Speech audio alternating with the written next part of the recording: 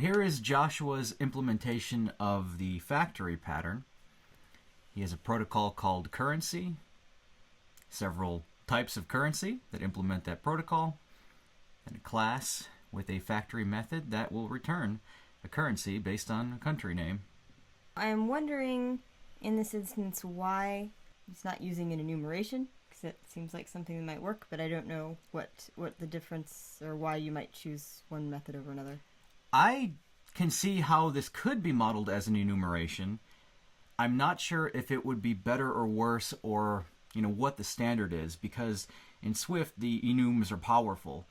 So we could have this instead be an enum instead of a protocol, but in that case, instead of having the symbol be defined for every type that implements currency, we would then have a computed property. We'd have a switch statement within symbol to switch on the type of currency. We'd have a switch statement within name to switch on the type of currency. So we wouldn't have to implement symbol and name for every type, but we would have to have a switch statement in every case. So there's good and bad about that.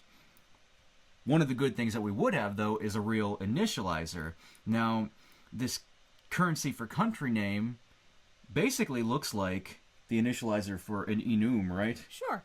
So let's try to emulate that as close as we can. So you can't really have an initializer for protocol. You can have an initializer that types that implement a protocol. You can have an initializer for those types. Okay, so you've made a fake initializer. I made a fake initializer, so it's a global function because it has to be in the same namespace level as the protocol. I called it init like an initializer would be called, and then I faked a dot with an underscore. I do that a lot for when I want a dot, but it wouldn't compile if I were to actually put one there. This is one of those types of cases for these, I guess I'm just calling them fake initializers. So it's very similar to what Joshua had. We still have the same switch statement. We're still returning a different type of currency based on the country name, but we are not abstracting that into a static method of a class. It's just pretending as if you could put an init in a protocol. Okay. Fascinating. Are you okay with this syntax? What's your opinion on that? Because it's non-standard, certainly. I still don't have a perfect grasp of what is standard, so it's no stranger to me than really anything else at this point.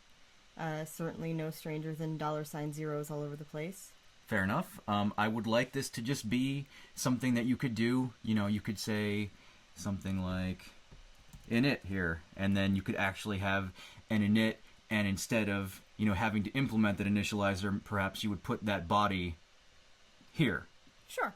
Okay. So hopefully that's a feature of Swift that we'll have in the future, so we won't have to fake it like this. Go familiarize yourself with Joshua's strategy pattern implementation, and then we'll talk together about that. In this implementation, which looks like the strategy pattern implementations that I've seen before, what I see is an instance of some type, and we're going to use, so the instance is a noun, and we're going to use its verb via our verb. It makes me a little twitchy. Any ideas about how I feel about this? What I might want to see instead? Usually, when you complain about storing nouns that do verbs, you want to use a closure. Yeah, that's exactly what I'm thinking here. So let's have a look at what that would look like. Let's get rid of these nouns. Okay, so I will say we'll store travel, which will be a verb. Use camel case for that, as per normal storage of anything. But its type will be Pascal case travel. Define that. So now we have a bird travel. It is a function that takes no parameters, returns nothing. Totally got rid of the actual function in the class bird called travel, because we can just use the closure directly as long as we initialize the bird with that verb. But we're not making this compile yet, so we got to switch. We got to fix that. Okay, and now we're just taking the verb travel from fly travel for duck. It will be flying. and the verb travel from a slide travel instance for penguin. So it will be sliding. Same as before, just looks a little different. But we still have these instances of these nouns that we're passing in as a verb, even though the class itself is storing exactly what it needs to. You hate instances of nouns. When they're not necessary, and I don't think they are. So let's instead use some static functions. So we'll have static functions for fly and slide. So now we'll pass in travel.fly, travel.slide. And the way that I implemented this was with an enumeration, because I consider these methods, fly and slide, to be types of travel. They're options. Now, you can't back an enumeration with a closure the way you can back it with an int or a string, but even if you could, it would look exactly the same as this, except for putting a dot raw value afterwards. Isn't this better then? Seems better to me. It's definitely less complex, and I think that's what's important. Okay, and there's one more thing that we can do to clean this up. What is it? We can eliminate travel protocol because we don't actually implement travel protocol. What we actually implement is travel directly with these functions. Go over the video for the details of what Joshua did for the facade pattern. But the first thing that I noticed here was that he was storing instances of builder and network manager classes in the director class, and I thought perhaps we could do this differently because these instance methods are not actually using any instance data. Any ideas what else we might do, Katie? Well, yeah, no, tell me about it. Okay, well, we're going to have type methods is where we're going to go to if we don't need to actually have instances of a type, but we need to have methods from a type or a type that might derive from another type. What kind of tool in our tool bag suits that sort of thing?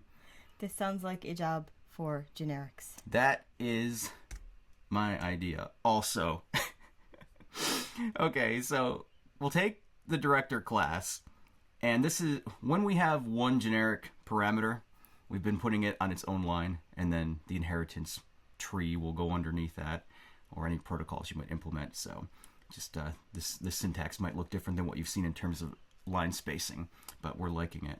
So we'll say that director will have a builder type that it uses. It's not compiling right now. I know, we'll fix that.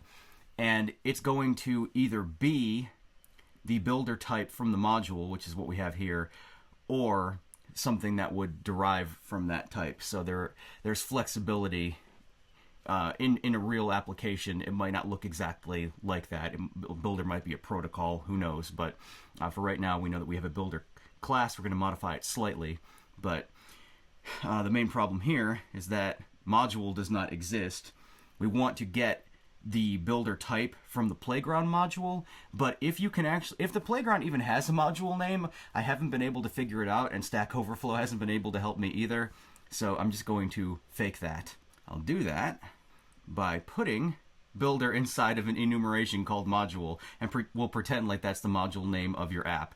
In a real Xcode app, this would compile. You can have a placeholder type in a generic function or type that has the same name as something from the module, but you just have to prefix it with that module name and a dot. So we're not actually using that builder type yet. The way we'll do that is to make this instance method into a static method. It doesn't rely on any instance data, so that's totally possible. Hey, cool. All right, so there you go. Of course, it doesn't compile again. And we're still going to be storing an instance of builder, totally unnecessary.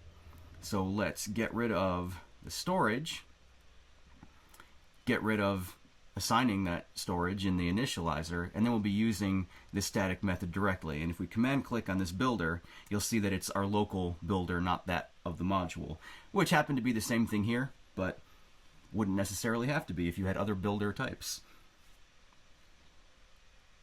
So we'll do the same thing for Network Manager. Okay. We add a generic placeholder for the Network Manager.